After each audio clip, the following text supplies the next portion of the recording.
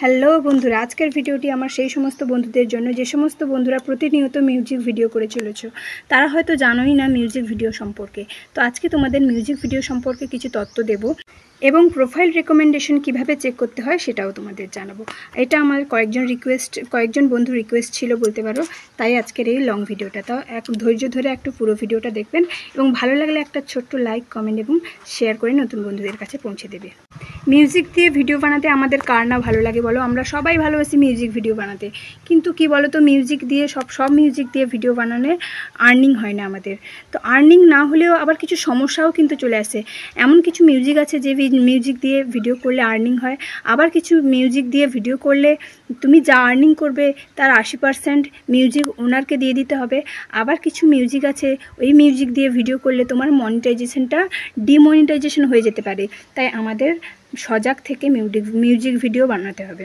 তো অবশ্যই music video যারা সবসময় তৈরি করছো, মিউজিক ভিডিও তৈরি করেও প্রোফাইল গ্রো করানো যায়, অবশ্যই ওটা একটু নিজেকে বেছে নিতে হবে মিউজিকটা, যে কোন মিউজিকটা দিলে আমাদের প্রোফাইল গ্রো করতে পারবো, সেটা সম্পূর্ণ নিজের কাছে। আর যারা প্রতিনিয়ত মিউজিক ভিডিও করে চলেছো তাদেরকে আমি বলবো একটু সজাগ থেকে সব সময়ের জন্য প্রোফাইল রেকমেন্ডেশন এবং সাপোর্ট ইনবক্সটা বারবার চেক করে নেবে, যাতে মিউজিকের কপিরাইট আসলে ওটা তাড়াতাড়ি ডিলিট করে দিতে হবে। আর তবেই তোমার প্রোফাইলটা সুস্থ থাকবে। আর তোমার প্রোফাইলকে সুস্থ রাখলেই তোমার প্রোফাইলের রিচ এঙ্গেজমেন্ট ঠিক থাকবে।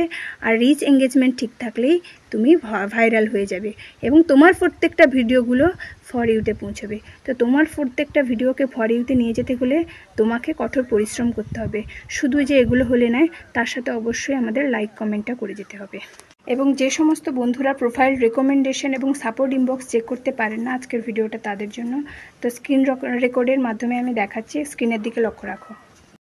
প্রথমেই তুমি তোমার ফেসবুকে ঢুকে যাবে এবং ফেসবুকে ঢুকার পর দেখো ডান সাইডে উপরে 3 লাইন আছে, 3 লাইনে ক্লিক করবে। 3 লাইনে ক্লিক করার পর একটা ইন্টারফেস আসবে, একটু নিচের দিকে স্ক্রল করে যাবে। নিচের দিকে স্ক্রল করে যাওয়ার পর দেখো সেটিং অ্যান্ড প্রাইভেসি দেখা যাচ্ছে। সেটিং অ্যান্ড প্রাইভেসিতে ক্লিক করার পর সাপোর্ট ইনবক্সে যাবে। সাপোর্ট ইনবক্সে যাওয়ার পর ইওর অ্যালার্ট বলে একটা অপশন আছে, তারপরে ওখানে গেলে তোমার কি কি কপিরাইট এসছে ওগুলো দেখতে পাবে। দেখো আমার এতগুলো কপিরাইট এসছে, তো তোমরা এগুলো ডিলিট করে নেবে। আমি ডিলিট করাটা দেখালাম না। এরপরে দেখো রেকমেন্ডেশন, মানে তোমার প্রোফাইলটা কেমন আছে। ড্যাশবোর্ডে গিয়েই আমি এই যে চ্যালেঞ্জ দিয়েছে এখান থেকেও দেখা যায়, উইকলি চ্যালেঞ্জ থেকে। তো উইকলি চ্যালেঞ্জে আমি ক্লিক করব। উইকলি চ্যালেঞ্জে ক্লিক করার পর নিচের দিকে দেখো মনিটাইজেশন গ্রিন দেওয়া আছে এবং প্রোফাইল রেকমেন্ডেশনটাও গ্রিন আছে। তো এটা বুঝে নিতে হবে যে গ্রিন থাকা মানে আমাদের প্রোফাইল ঠিক আছে। আর যদি এখানে রেড বা কমলা কালার থাকে তাহলে